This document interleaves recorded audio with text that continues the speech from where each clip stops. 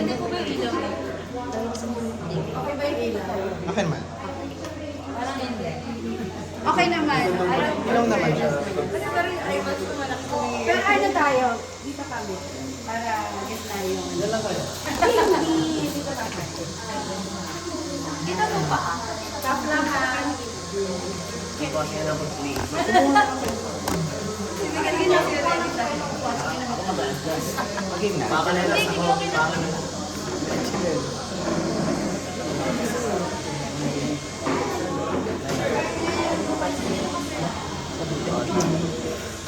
Ay, go dito kasi.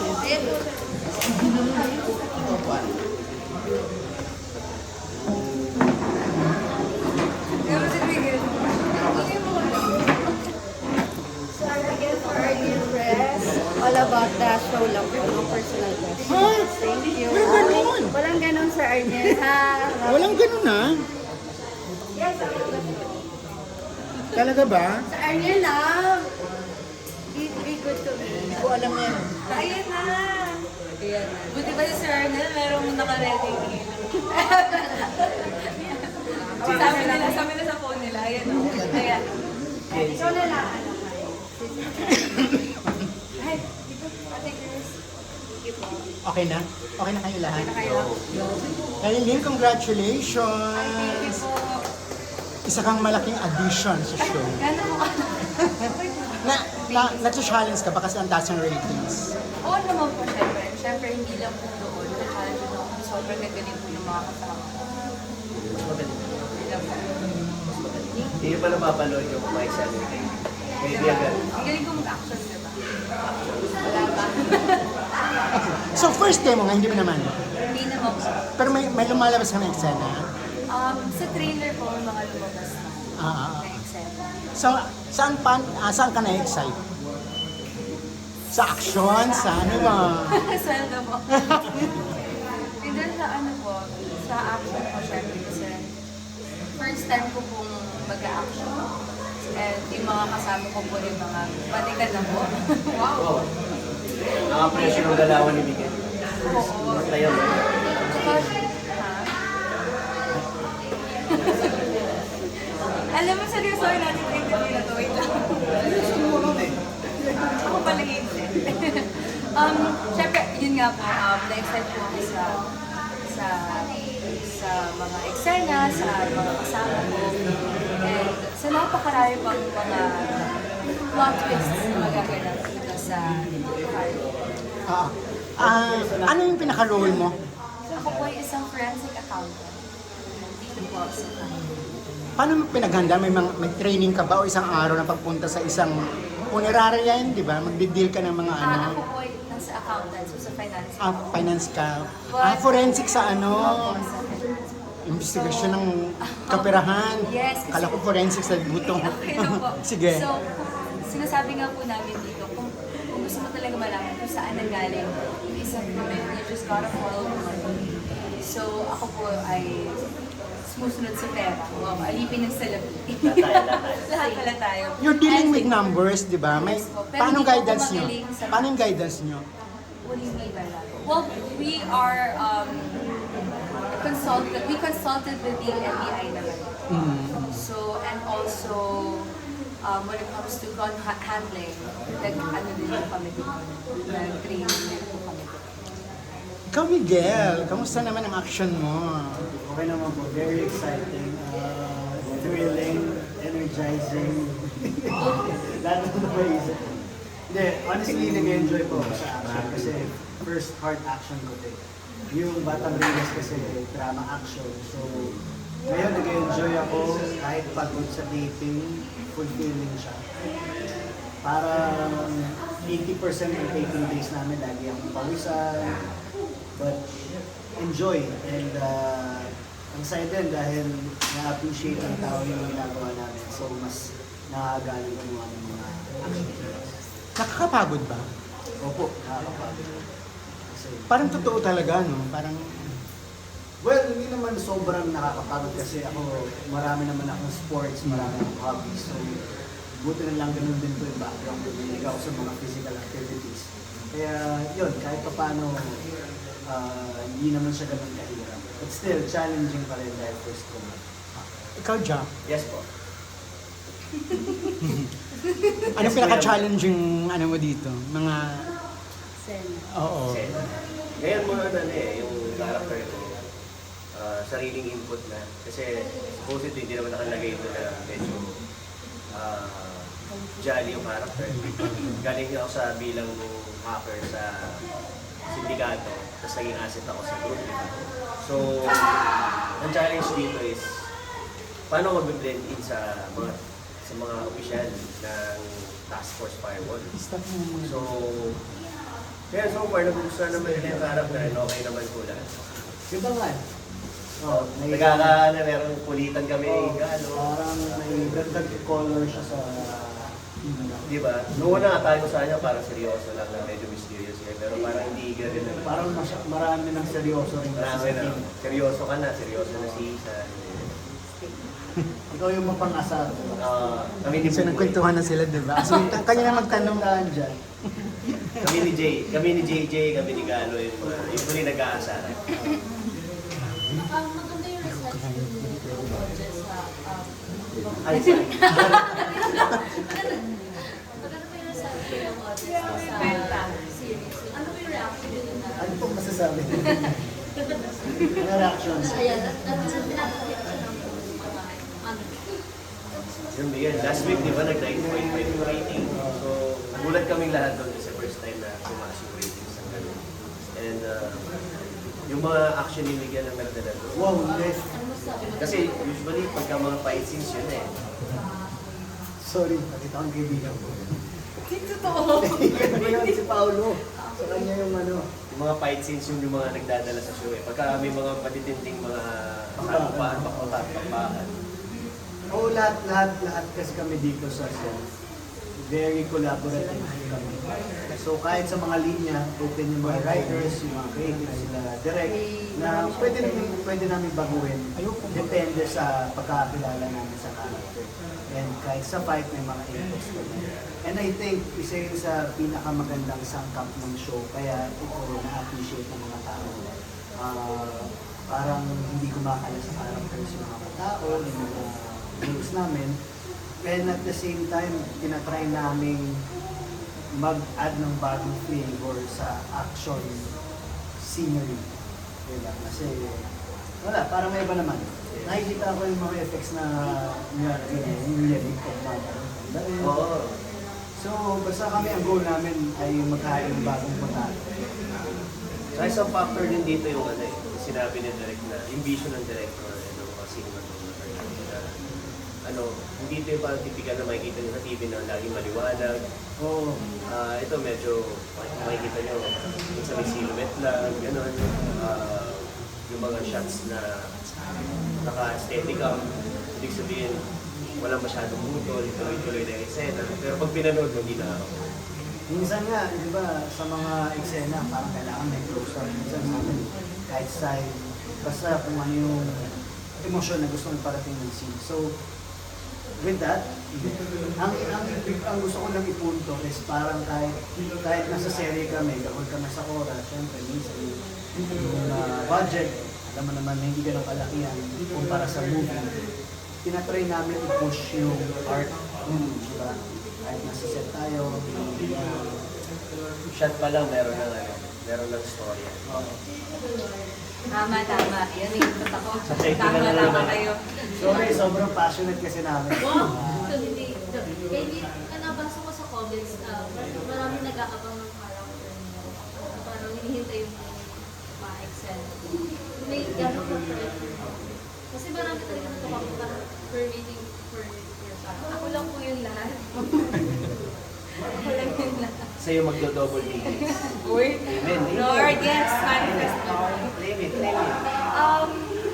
Siyempre po, sobrang yung pressure kasi ang ganda na nung sinasabi ng audience sa Firewall. And that, sa bawat karakter, may mga team Gala na, may mga team Isa, di ba? So,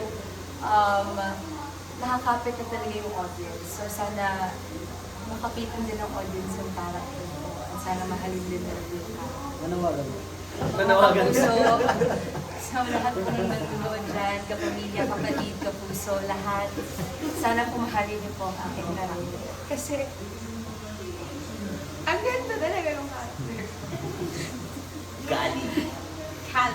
Gali. So may pagkakontrabida ba yan? Or ano ba? Ano po? May pagkakontrabida? Actually, ang kagandahan po dito sa Firewall, lahat po kami pwedeng maging kontrabida, pwedeng bumaliktad sa kahit anong Depende sa context. sitwasyon. Depende po ng sitwasyon.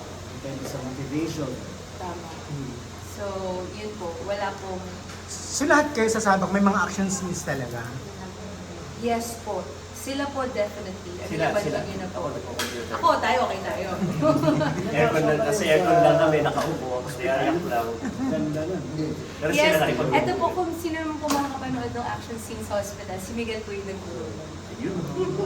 So, kung di maganda, Nagko-choreograph na rin si Miguel. yes po, ganun po siya kaganda. Gusto niya maging director? Hands-on lang, hands-on. Pwede mo ba i-share sa amin, Miguel, kasi pinong-consider Rico yun, yung eksena niyo ni Emma, ni Lexi, for the motorcycle scene. Paano siya naging, sabi kasi naging co-director ka daw for that scene.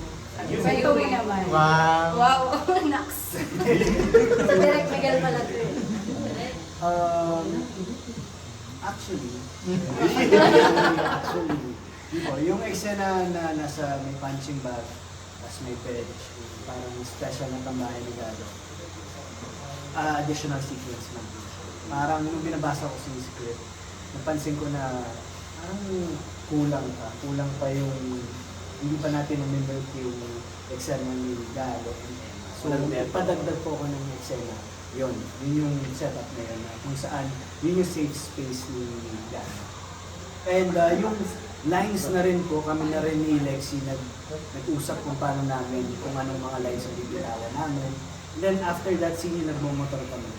Parang isang taping day, sabi ni Direk, oh sige, mag-tracking kayo, Miguel, gusto ko ikaw mag-co-direct nitong eksena mo. Sabi ko, pressure naman ako kasi nag-take ako ng film ng short course ng film. Sabi niya, no, it's an exercise. Di ba gusto mo maging director of the future? So, bibigyan kita ng exercise. So ako, very thankful ako na supportive si Direk sa gusto kong sa pangarap ko in the future. And ako kasi ano lang ako tamang matsyag lang ako sa background kung paano yung mga shots. Pero, yun nga, pag binibigyan ng opportunities na gano'n, medyo nape-pressure ako. Pero, andun yung opportunities, grab ko na. So pwede ka na maging unit director? Hindi ko po... Hindi ka pa tapos sa pag-aaral mo? Tapos na po ako, kaso kinakabahan ko. Ah, Parang gusto ko po muna mag-focus dito ngayon sa character. Baka mapabayaan. Pero first time mo ba yun? Oh. First time mo nagawa yung mag-direct ng... Yung co-direct. Minsan sa Batang Riles, pinapag-direct ko ako sa second unit. Minsan kami nagko-choreograph ng fight. ang pangarap mo yan? Pangarap po ng nanay ko. Okay lang po. Okay na to. Pangarap Okay lang po. Pangarap ko nung ano. Hindi ka na sinaseryoso ng tanong. Okay lang daw. Record yun. Hindi, sabi ko okay lang daw sa'yo. Ganyan yung Okay lang pangarap po ba? ni ano, Miguel. Ano, okay na to. Okay lang to daw yan. Okay Parang lang, next okay question. Next questions po natin. Speaking of action scenes kasi, yung characters nyo, mga professional sa pag-combat. So, kumusta yung training and dun sa output ng ano, na kailangan kasi mas malinis, di ba? So, kumusta naman yung execution? Mas marami action. Ako, nagko-computer lang ako. Okay naman po yun. Okay naman po yung pagka-type. Siguro, credits po sa mga tumulong po sa amin. Nung unang-una kami buong cast ano po kami, tinuruan kami ng Air Force.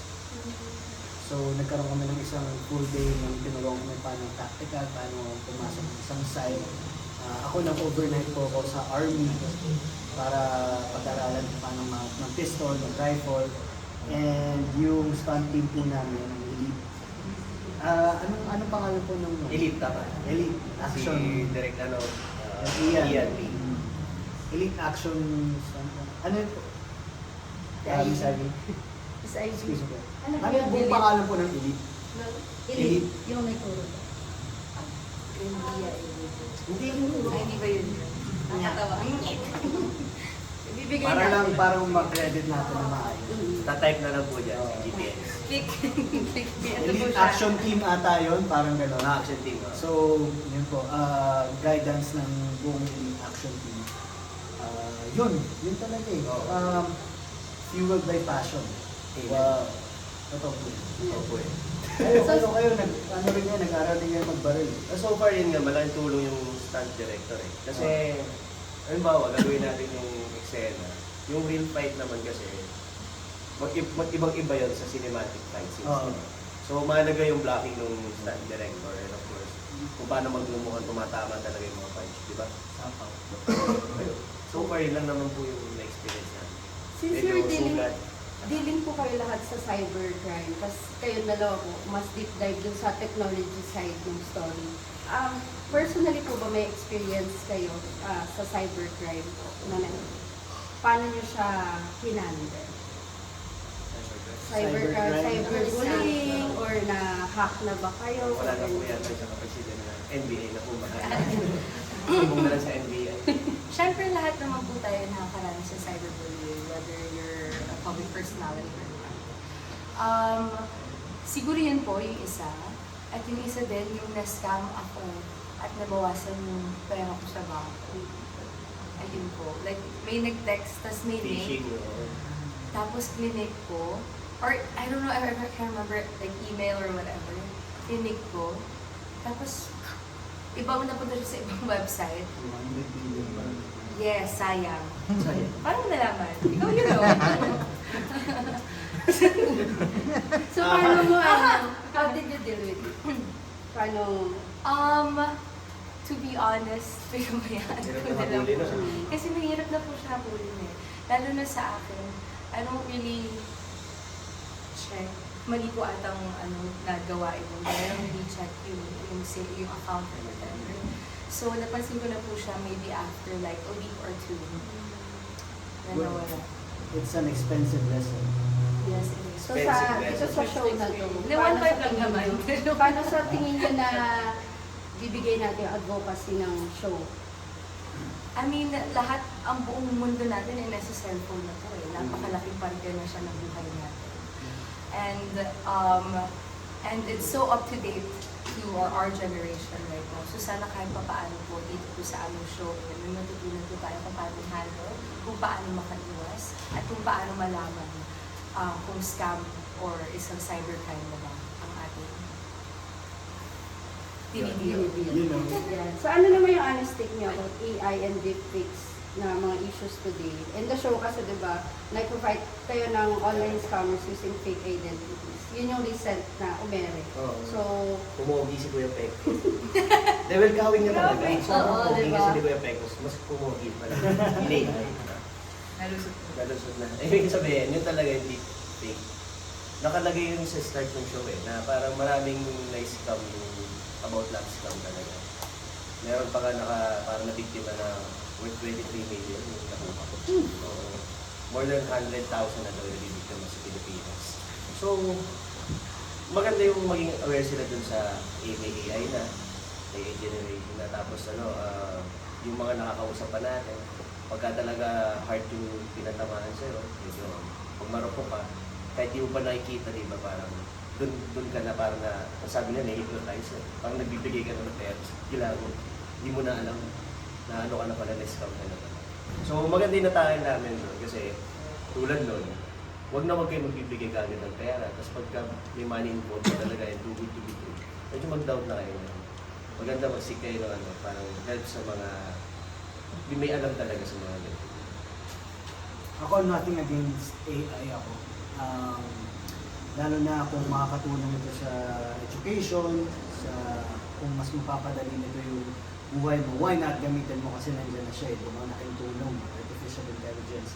Kahit ako, ginagamit ko siya pag meron ng gusto mag-research. Siguro, ang borderline lang is pag gagamitin mo siya sa Masama. yan, quick, mamimiki ka ng mga kung ano-ano.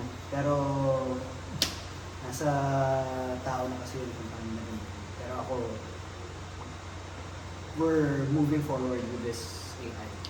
Ay tulong, kahit sa mga movies na yun. Oo. minsan nga, natatakot na kami, baka hindi na nila kailangan artista. Yeah, actually, in connection to that, AI na. yun yung sasabihin ko po sana, na sana hindi palitan po kami sa Hindi, trabaho hindi na. tayo mapapalitan. Alam mo bakit? Okay. Kasi meron tayo na wala ang AI. Puso. Kasi tayo ay kapuso. Yan. More questions po? Fun question lang, kasi magkakaiba kayo ng role sa show. If ever na magpalit kayo sa isang role ng isang character, kanino yun and why? Ako po kay Kuya Beto. Uy, bakit?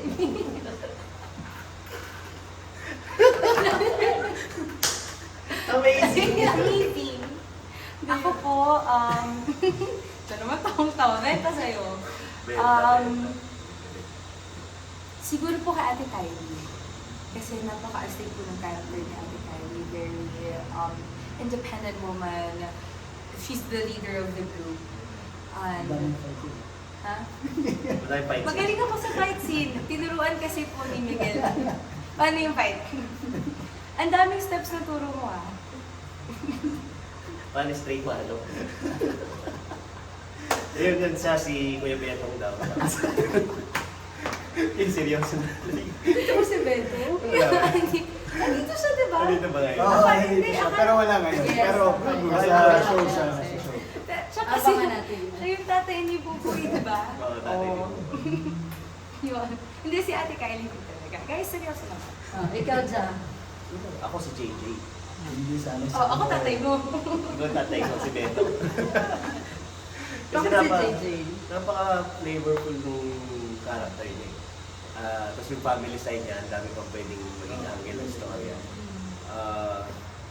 Tapos, pero wala na ibang naiisip na gumanap sa character niya. Hindi siya. Oo, bumibin yun. Ako meron. Ako meron. Si Betong. Si Kuya Beto. Betong pa rin. Ayun, JJ. Ikaw, Manisigalo. Ako siguro Duke. Duke. Oo, si Paring Roju. Yes. Jun Cruz. Ganda yan, maganda yung character niya. Kaso, Tama. Sarap laruin ng episode. sarap na rin. Si Aling Bilen. Ikaw, yung question mo kanina. Ay, question. Ay, sige. Ay, sige. Ang hirap na Nakalimutan. Nakalimutan niya. Ay, kung gusto niyo magkaroon ng crossover sa show niya ng mga kapuso show, sino gusto niyo Since i-guest? nag-crossover ka na sa... Master Hunter. Okay, ayun. Meron akong sagot maganda. Bronson ako.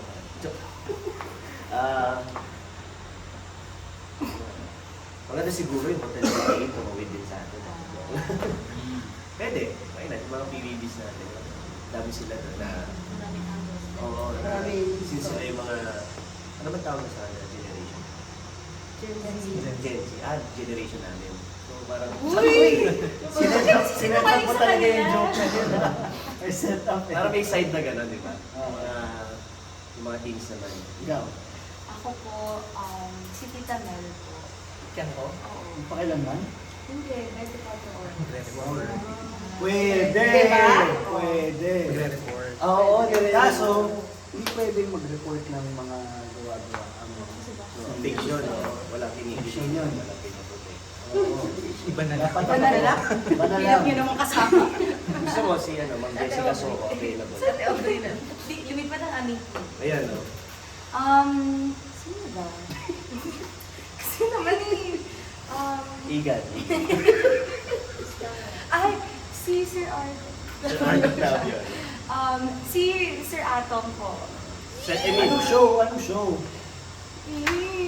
Gusto ko lang siya makita. State of the nation. State of the Sige, Nation. ito naman yung show na. Bawal na yun eh. Sige, ito na. Sir Emil na lang. Resibo. Si Sir Tonyo. Yung Pakita. boss namin. Yung boss natin sa news. Si Boss. Sana si Miss Aubrey. Ay, si Miss Aubrey pala. Ayan. Nasa gitna ng parang tribe. Oo, pero di din kasi sinungaling si Miss Aubrey. Ang tagal ng question. Ano na ng answer. Sinig mo na pa kasi sa tita niya. Oo. Ayun. Siguro, Time's up na. Tumunog na yung ano. Siguro si Kuya Dong. Si Kuya Dong naman yung Master punta cutter. dito. Oo. Diba? Sabi niya sa akin, Sabi so, niya. sana matuloy. Kaso busy kasi schedule. Ako ito, imagine this. Teka, May concert, imagine mo, may concert, may nagper-perform. Tapos, na-hack yung LED, may mga terorista. Andun tayo para sagipin sila. Yung nagper-perform Cyber tayo attack. kung sino. Born to shine. Actually, Ay, oo nga! Ang ganda nun! napag-usapan na Ang naman. galing! Pwede kang maging... Hindi na magtapos. Napag-usapan na namin siya ni Zephanie. Ang Sabi namin, galing! pwede yun ha. Tapos isi-save namin siya. Tapos syempre, nagpa-perform sila. Paano yung performance? Si Jack Ma pupunta na sa sayahin siya. tapos doon na rin natin makikita si Sunshine. Ang Born to galing! shine. Okay na to, Miss Okay Aisha. na to. Okay na to. Picture na lang. Yan. With that, Picture na lang. At saka may okay na to. Sino